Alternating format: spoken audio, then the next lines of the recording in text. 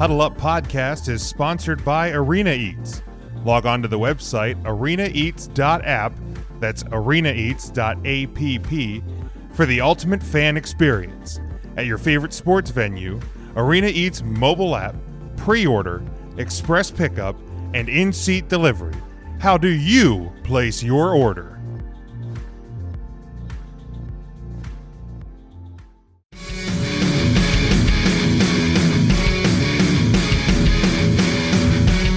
This is something that you and I have kind of been talking about off the air for a couple of weeks, and I think just based on timing towards the end of the year here, it seems to make more sense to hit it this week versus when the rest of the crew joins us next week. So kind of what was this topic and this idea that had kind of been stewing in your head? Well, the idea was finding all of the scenarios that could or that should not happen, but still could mathematically. Obviously picking the Jets to win and make the playoffs no longer possible. But find the kind of out there unrealistic predictions that are mathematically possible but highly unlikely, and get behind one and sell me on it, and let me know how that's going to happen. So that's the pitch. Is find me something strange. That I know you don't believe in your heart, but I need you to pretend that you do and sell me on the hypothetical. On a quick sidebar here, you had the NHL released for sale today the reverse retro jerseys for each team.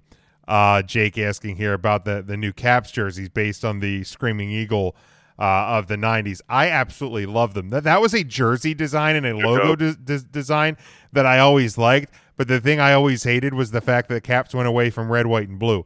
Like, to me, there was absolutely no reason why the Washington Capitals should have never been red, white, and blue. Red, white, and blue should have always been the colors. That, like, teal, black, and copper was just it was asinine. That said, if the Caps brought those back for like some random like third jersey or an outdoor game or something, I'd probably buy one. At this point, they can't hurt me anymore. We've won a cup. But that's an era that should have never happened. I love them. I'm hoping because the Caps one sold out like online within minutes, not hours, minutes.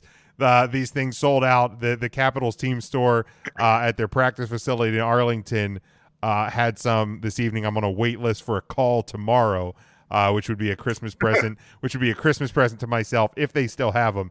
Otherwise, I'm going to be shit out of luck. But I absolutely love them. I also think the Avalanche bringing back the Quebec Nordiques logo. That Avalanche one is phenomenal. That one is sharp. The Minnesota Wild bringing back the North Stars colors is really solid as well. The Kings with the old purple and yellow. I absolutely love. The Flyers have a play on the 90s, the John LeClair, Eric Lindros style. Right. I like that a lot. Those are solid. So I think these jerseys as a whole are I love it. Release. I love it. It's it's not something you're going to see teams go back to full time, but I love the idea. Of course, the NHL looking to make up some money, and just based on some of the early sales, I think they've made a smart play. Also, while we're on jerseys, real quick, not going to talk about it. I'm not much for NBA alternate jerseys as a whole, but if you get a chance to take a look at the Miami Heat's Miami Vice unis, take a look at them. I think I saw like those awesome pink and blue, like 80s. And I'm gonna have to really try and get into the NBA this year because I live in Florida. I feel like I should just have one just to have there's it. I might just get a Heat jersey this year. There's a possibility that the NHL may not have it or may be delayed into like February, March. So I may have to become an NBA fan because the NFL, the season's running short. Football's running short. I got to have something to distract me. Right. So go Sixers. Matt gave me the approval to be the Sixers fan back. So Sean, do you want to start with one of, I actually have two scenarios. I have an AFC one and an NFC one. I have two. One of them happens to just be an AFC. It's not technically one. Okay, so why don't we start with your first one since it's your topic? All right, well, I'm going to start. I'll start with my AFC teams. It involves the most hapless team at this point, the New York Jets, which you think like, how, man, I thought you said you can't get them to the playoffs. I'm not talking about the New York Jets getting to the playoffs. Here's my scenario. Yeah, here's my scenario. The New York Jets currently sitting at 0-11. for all intents and purposes, on easy street to tank for Trevor, get themselves the thing. But what would be the most New York Jets thing for them to possibly do would be to even screw that up. And here's how it's going to happen. The New York Jets have a game against the Las Vegas Raiders this weekend. And for all intents and purposes, a very good football team. But another weak defense. Could be a high-scoring affair. Maybe a mistake happens. I'm going to take the Jets to beat the Las Vegas Raiders. Then they're going to get caught up in a little bit. They're going to lose to the Seahawks, Rams, and Browns. But they're going to accidentally, and in an attempt for Adam Gase to maybe say, look what I can do, they're going to accidentally beat New England in for Foxborough in Week 17 to have 2 wins for the regular season. And what that's going to do successfully is leave the door open for a Jacksonville Jaguars team with a revolving door of crummy quarterbacks, including a mustache pretending to be better than that. And they are going to lose their next 5 games, including matchups against the Vikings, Titans, Ravens, Bears, Colts. All 5 are losses. The Jacksonville Jaguars finish at 1-15. The Jets at 2-14, giving the Jacksonville Jaguars the first shot at Trevor Lawrence to succeed. Gardner Minshew. And you take that shot.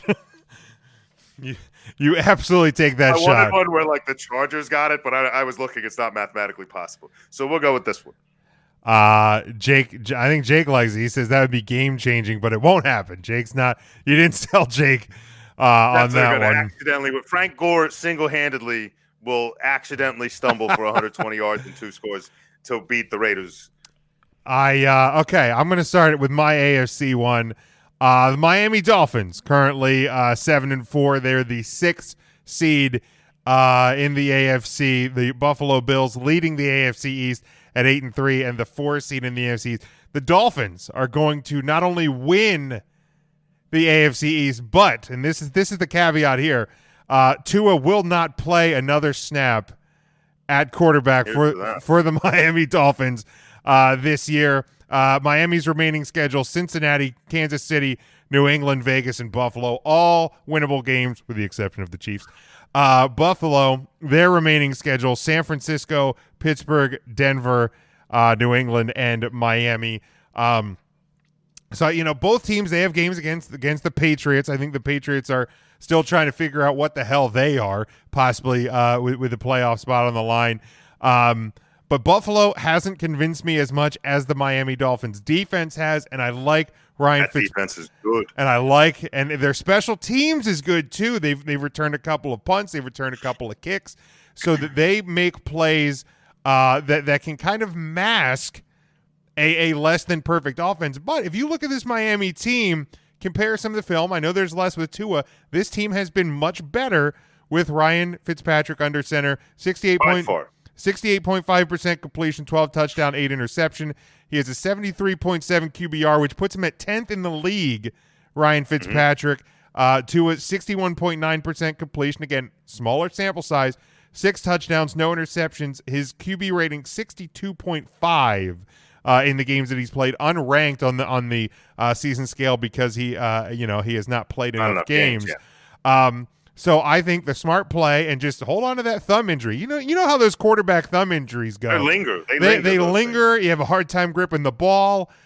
So the Miami Dolphins will win the AFC East. Tua will not play another snap at quarterback this year for the Dolphins.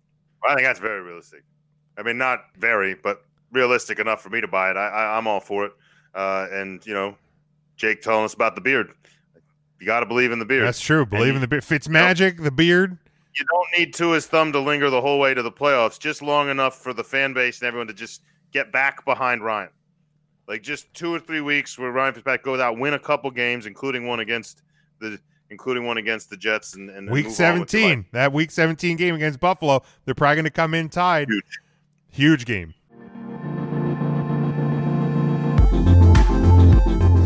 Huddle Up Podcast is sponsored by Arena Eats. Log on to the website arenaeats.app, that's arenaeats.app, for the ultimate fan experience. At your favorite sports venue, Arena Eats mobile app, pre-order, express pickup, and in-seat delivery. How do you place your order? All right, Sean, what's your other one? All right, here's another one. And it goes against everything I said last week, pointing out that the Packers are the 1A to the Kansas City Chiefs. Here's what's going to happen. The NFC North clearly looks like the Green Bay Packers are running away with this thing, especially with an upcoming schedule. It looks harmless.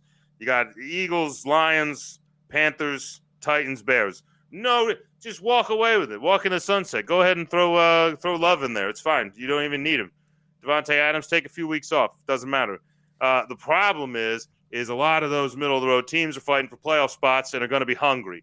And we all know in Philadelphia that hungry dogs run faster, which is why, in this scenario, the Philadelphia Eagles find success on offense for the first time in a handful of weeks. The defense continues the assault that started against Seattle. And we surprised the Green Bay Packers with a loss. With a loss in Philadelphia. Then they get the Lions. I'm not picking the Lions to beat the Green Bay Packers. I'm also not going to pick I don't know who's playing quarterback. Yeah, I'm not. It could be Matt Stafford. It could be. Who knows who's going to play? Either way, no one in Detroit is going to scare the Green Bay Packers. However, the Carolina Panthers, Christian McCaffrey will come back for one game, only to leave again one, and be hurt again, and will beat the Green Bay Packers by himself, only to run into what is then a tough Titans team trying to win that AFC South. They're not going to be a pushover, which is why they too beat the Packers. And then it's a game with the Chicago Bears in Week 17. Come on, man. Which is a close game. Very close game. Low scoring. Bad weather. Chicago wins on a very short 22-yard field goal to win the game. And who does that open for the door for? Is it the Chicago Bears? No, heavens no. They've already lost a handful of games. But I'm going to tell you who isn't going to lose a handful of games. It's the Minnesota Vikings with games against the Jaguars, a surprise win at Tampa Bay against a team that can't find itself. That same Chicago Bears team gets one of their losses against the Minnesota Vikings. The Vikings even can afford to drop a game in New Orleans before beating that same hapless Lions team while they're in Detroit. They're in a dome. Who cares about the winter weather outside? We can still slap Matt Stafford around. And they walk through the Detroit Lions while the Chicago Bears surprise the Green Bay Packers to have the same record, a better conference record that would put Minnesota with one loss in the division, win a tiebreaker, walk in to the playoffs as the winner of the NFC North. Hinga-dinga-durgan. All right, you sold me on that one because this preseason, I was very, very pessimistic about the Green Bay Packers. Oh, don't get me wrong. Aaron Rodgers gets into the playoffs, and in my scenario, a few weeks later, he beats the Minnesota Vikings. Probably. But this is just to get in as the winner Fair. of the NFC North. But I'd have no problem with that. I have no problem with the Packers stumbling at all. Kirk kissing cousins. To at least make my preseason prediction look mildly, almost plausible after the fact. Yeah. All right. So I think you and I had kind of talked about when we were discussing this that you didn't want anybody to touch anything with the NFC East, but I don't listen to you most of the time. It's anyway. fine. Do what you got to do. I know which one you're going to play out, and it's the least likely of the scenarios. The Washington football team is going to win the NFC East, and they will also win at least one playoff game. At least one playoff game. All right, they're 4-7 right now. They're right in the hunt. They're tied with the New York Giants for first place. The Washington football team is the healthiest team in the NFC East. I know that they've had to go through two quarterbacks to get to be the healthiest team in the NFC East, but it's worked out well for them. Daniel Jones out for at least a couple of weeks. We know about the Eagles' injuries. I don't even talk about the Dallas Cowboys anymore. Their defense has been playing extremely well over the past couple of weeks, especially that front seven, and that's a key. If you're going to disrupt anybody, no matter how many potential issues you may have on your defensive secondary or on the offensive side of the ball, you want to make changes in a football game.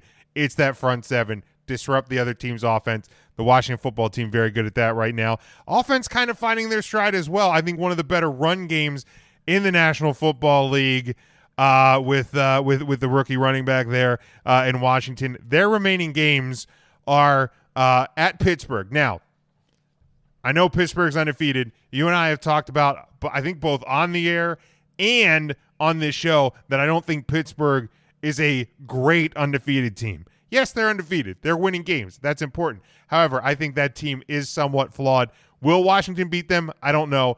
But Pittsburgh's also been very disrupted over the past couple of weeks. So they're at Pittsburgh. They're playing at San Francisco, which is also at Arizona because San Francisco is not allowed to play in their home state, so they're disrupted. Then you have games against Seattle, Carolina, and Philly. To me, those are all absolutely winnable, almost must win on a couple of easy win on a couple of those. Then you look at the Eagles and the Giants. They're both banged up. The Eagles, they don't know who should be quarterback. They don't know what their offensive line is. The Giants, they don't know, they don't know the status of Daniel Jones. Philly plays Green Bay, New Orleans, Arizona, Dallas, and then this Washington team and the Giants. They close out the year Seattle, Arizona, Cleveland, Baltimore, and Dallas. To me, those, with the exception of the Cowboys, those are all games that the Giants could absolutely lose. Yeah, sorry, Ryan, you did miss the synchronized swimming. That was right. We covered that earlier. That was right before the break, man. I apologize. Yeah. But it was good. So to me, I think Washington being healthy, gaining some confidence over these past couple of weeks, I feel like they are actually in the lead track, even though they are tied, but lose the tiebreaker right now. So then they're going to win out. They're going to win the NFC East. Then you look at the fact that currently the leader of the NFC East would play the Rams, who, in my opinion, Washington definitely good enough to disrupt that Rams offense, and they can definitely score against that defense as long as you find a way to stop Aaron Donald. I know that can be difficult, but I think you find a way to do it. Alex Smith, we know he's not a guy that's going to go out and necessarily win you games, but he's not going to cost you games, which I like that in a quarterback as well. And then if you look at the rest of the NFC East, Washington could at very least put up a fight against every team except for Green Bay or New Orleans. We've seen crazier things happen in the playoffs. But the Washington football team behind Ron Rivera, and that's another thing as well. Into the divisional round. Riverboat Ron has definitely changed the culture in Washington as well. Dana agrees that Washington has looked very good as of late. But Ron Rivera, I said when he took over that team, that was the most dangerous thing to happen to the NFC East because he was going to change the culture there, and he's done it very quick. It's also more probably because that matchup you have against the Rams, in one of the other scenarios I was breaking down, wasn't quite far-fetched enough to run with. I had the Rams winning the NFC West, which I don't think is far-fetched at all, with an ailing Kyler Murray. That could be Arizona. That could be Seattle defense. Yeah, and they got two games coming up against Arizona, and they got a chance to one game against Seattle that would give them. They already beat Seattle, so they would get a chance to get the tiebreaker on both those teams with 3 wins out of their last 5. I like the Rams to win the West, but wasn't far-fetched enough. So that's our take, and I have no problem running that any week of the year. Yeah, I think we could revisit this next week or what have you. Cool. But that's a fun little segment to get the brain kind of going in a different way than we're used to necessarily doing.